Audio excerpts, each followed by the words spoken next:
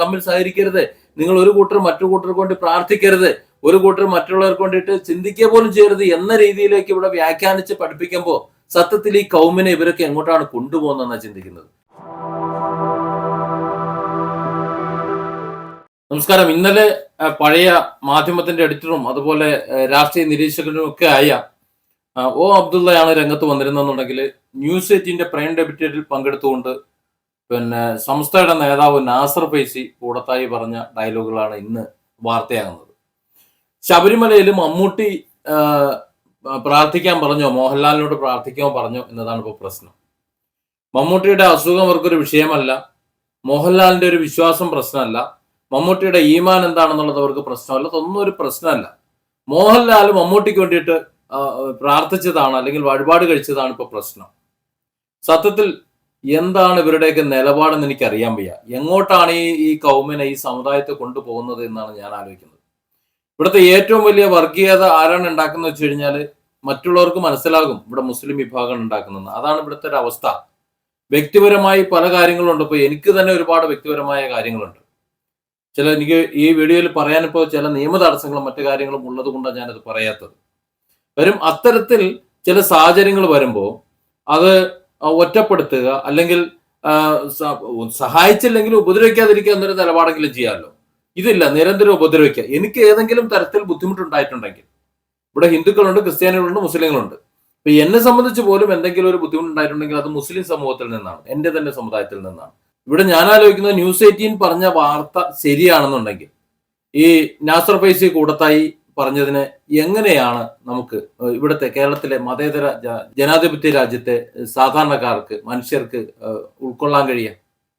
ഒരു മുസ്ലിമിനെ സംബന്ധിച്ചിടത്തോളം നിങ്ങൾ മറ്റുള്ള മതസ്ഥരെയോ അല്ലെങ്കിൽ മറ്റ് ആൾക്കാരെയോ ആരും വേണ്ട, നിങ്ങൾ മുസ്ലിങ്ങൾ മാത്രം മതി, നിങ്ങൾ മുസ്ലിങ്ങളോട് മാത്രമേ സഹകരിക്കൂ, അവരിൽ നിന്ന് മാത്രമേ ഭക്ഷണം കഴിക്കുകയുള്ളൂ, അല്ലെങ്കിൽ അവരോട് മാത്രമേ സംസാരിക്കൂ, അവരോടൊപ്പം മാത്രമേ ഉറങ്ങൂ, അല്ലെങ്കിൽ അവരോട് മാത്രമേ സഹകരിക്കൂ എന്നുള്ള നിലപാടുള്ള കുറെ ആൾക്കാർ, തീവ്ര സ്വഭാവമുള്ള നിങ്ങളാണെന്നുണ്ടെങ്കിൽ സ്വാഭാവികമായിട്ടും നിങ്ങൾ അങ്ങനെ ചെയ്താൽ മതി.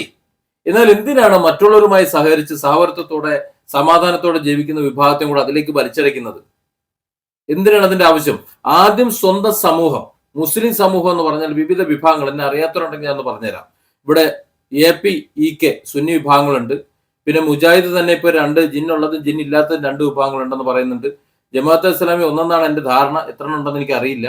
പിന്നെ അനഫിന്റെ ഒരു വിഭാഗമുണ്ട്, പിന്നെ മറ്റ് അഹമ്മദിയ മുസ്ലിം ഉണ്ട്, ഷിയാക്കളുണ്ട്, അങ്ങനെ കുറെ വിഭാഗങ്ങളുണ്ട്. ഇതൊക്കെ പോട്ടെ, ഇവിടെ സുന്നികൾ തന്നെ നമുക്ക് എടുക്കാം. ഈ സുന്നികൾ തന്നെ സുന്നി AP സുന്നി ഉണ്ട്, EK സുന്നി ഉണ്ട്.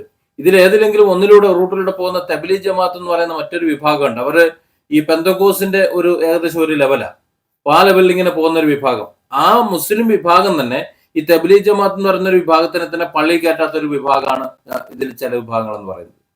ഈ തബ്ലീഗ് ജമാഅത്തിന്റെ ആൾക്കാർ ആരാധിക്കുന്നത് അള്ളാഹു എന്ന് പറയുന്ന മുസ്ലിം പറയുന്ന ആ ദൈവത്തെ, സർവശക്തനായ ജഗദീശ്വരനെ, ജഗന്നിന്ദായ ദൈവത്തെയാണ് ആരാധിക്കുന്നത്. അതുപോലെ വിശ്വസിക്കുന്നത് ഖുർആനെയാണ്, അതിനെയാണ് പിൻപറ്റുന്നത്. അതുപോലെ ഉൾക്കൊണ്ടുകൊണ്ട് ജീവിക്കുന്നത് പ്രവാചകന്റെ ചര്യകളെയാണ്, മുഹമ്മദ് നബി സല്ലല്ലാഹു അലൈഹി വസല്ലമയുടെ ഒരു ചര്യകളാണ് അവർ പിൻപറ്റുന്നത്. എപ്പോഴും അതാ പറഞ്ഞുകൊണ്ടിരിക്കുന്നത്, റസൂൽ എന്നാ പറഞ്ഞുകൊണ്ടിരിക്കുന്നത്. അപ്പോൾ ആ ഒരു വിഭാഗത്തെ പോലും പള്ളിയിൽ കയറ്റാത്ത, അല്ലെങ്കിൽ പള്ളിയിൽ മര്യാദയ്ക്കൊന്ന് വിശ്രമിക്കാനോ മറ്റു കാര്യങ്ങൾക്കോ അനുവദിക്കാത്ത ഒരു വിഭാഗമാണ്. അപ്പൊ അത്തരത്തിലുള്ള ഒരു വിഭാഗം, അപ്പൊ അങ്ങനെ ഉള്ള നിലപാടുകളുള്ള ഒരു വിഭാഗം എന്തിനാണ് തങ്ങളുടെ വിശ്വാസ സംഹിതകളുമായി യാതൊരു ബന്ധവുമില്ലാത്ത, പൂലബന്ധം പോലും ഇല്ലാത്ത ഹൈന്ദവ ദർശനത്തെ കയറി പിടിക്കേണ്ട ആവശ്യം എന്താ? മമ്മൂട്ടി മോഹൻലാലിനോട് പറഞ്ഞു എനിക്ക് വേണ്ടി പ്രാർത്ഥിക്കാൻ പറഞ്ഞു. എന്നാൽ മോഹൻലാലിന് നാളെ ഏതെങ്കിലും പള്ളിയിൽ കയറ്റിയെന്ന് പള്ളീന്റെ ഉള്ളിൽ കയറിയുന്നുണ്ട് പടിഞ്ഞാറോട്ട് തിരിഞ്ഞെന്ന് പ്രാർത്ഥിക്കാൻ നിങ്ങൾ സമ്മതിക്കോ? ഇല്ലല്ലോ. അറ്റം വെട്ടാനും പിന്നെ കലമം ചൊല്ലാനും പറയുമല്ലോ. അതിനുശേഷം പൊന്നാനി പോയി കുറച്ച് പഠിപ്പിച്ചതിന് ശേഷമല്ലേ പറ്റൂ. ഇതൊക്കെ കഴിഞ്ഞിട്ടാണോ മമ്മൂട്ടി കൊണ്ട് പ്രാർത്ഥിക്കാൻ മോഹൻലാൽ വരേണ്ടത്? എനിക്ക് തോന്നുന്നില്ല. എനിക്ക് വേണ്ടി പ്രാർത്ഥിക്കൂ എന്ന് മോഹൻലാലിനോട് പറഞ്ഞിട്ടുണ്ടെങ്കിൽ അത് നരകത്തിലേക്കുള്ള വഴിയാണെന്ന് ആരാ തീരുമാനിക്കുന്നത്? ഇവിടുത്തെ മനുഷ്യന്മാരാണോ തീരുമാനിക്കുന്നത്? ഈ നാസർ ഫൈസി കൂടത്തായിയോ അല്ലെങ്കിൽ ഒ അബ്ദുള്ളയാണോ തീരുമാനിക്കുന്നത്? അത് തീരുമാനിക്കുന്നത് സർവശക്തനായ ദൈവമല്ലേ. ആരാണ് സ്വർഗത്തേക്ക് പോകേണ്ടത്, ആരാണ് നരകത്തേക്ക് പോകേണ്ടതെന്ന്? ഞാൻ നിന്റെയൊക്കെ കൽബിലേക്കാണ് നോക്കുന്നതെന്ന് പറഞ്ഞ ആരാ? അത് തന്നെയല്ലേ നിങ്ങൾ പഠിപ്പിച്ചോണ്ടിരിക്കുന്നത്. മോഹൻലാൽ മമ്മൂട്ടിക്ക് വേണ്ടി പ്രാർത്ഥിക്കാൻ ശബരിമലയിലല്ലാതെ പിന്നെ ഇവിടെ ഹറമിൽ പോകാൻ പറ്റും? അങ്ങോട്ട് കയറ്റി വിടുമോ? ഒരു ഉംറ ചെയ്തേക്കാമെന്ന് കരുതി കഴിഞ്ഞാൽ മോഹൻലാലിന് ഉംറ ചെയ്യാൻ നിങ്ങൾ സമ്മതിക്കും? അല്ലെങ്കിൽ ഏതെങ്കിലും കേരളത്തിലെ ഏതെങ്കിലും ഒരു പള്ളിയിൽ കയറി മമ്മൂട്ടിക്ക് വേണ്ടി പ്രാർത്ഥിക്കാന്ന് വെച്ചാൽ സമ്മതിക്കും? ഇല്ലല്ലോ. പിന്നെ അയാൾക്ക് പറ്റുന്ന സ്ഥലത്ത് അയാൾ പോയി അയാളുടെ രീതിയിലുള്ള വഴിപാടും പ്രാർത്ഥനകൾ കഴിക്കുന്നു. അതിനെന്താ കുഴപ്പം? മമ്മൂട്ടി പറയണം, മോഹൻലാൽ പ്രിയ സുഹൃത്തെ സഹോദര എനിക്ക് വേണ്ടി ഒന്ന് പ്രാർത്ഥിക്കണം എന്ന് പറഞ്ഞു, നീ നിന്റെ ക്ഷേത്രത്തിൽ അവിടെ ഇവിടേക്ക് ഒന്ന് വഴിപാട് നടത്തുമെന്ന് പറയുന്നത് അയാളുടെ വിശ്വാസപ്രകാരമാണ്. മമ്മൂട്ടി അതിൽ വിശ്വസിക്കുന്നില്ലല്ലോ. മമ്മൂട്ടി പള്ളിയിൽ പോയി നിസ്കരിക്കുന്നു, അല്ലെങ്കിൽ ബാക്കിയുള്ള കാര്യങ്ങൾ ചെയ്യുന്നു, എന്താ ചെയ്യാന്ന് വെച്ചാൽ അത് കാര്യങ്ങൾ നടത്തുന്നു. അത് തന്നെയല്ല ഇസ്ലാം എന്ന് പറയുന്നത്. ലക്കും ദീനുക്കും വലിയതിനെന്ന് കഴിഞ്ഞ വീഡിയോയിൽ ഞാൻ മര്യാദയ്ക്ക് പറഞ്ഞിരുന്നു. സത്യത്തിൽ എവിടേക്കാണ് ഈ സമൂഹത്തെ കൊണ്ടുപോകുന്നത് എന്നാണ് ഞാൻ ചിന്തിക്കുന്നത്.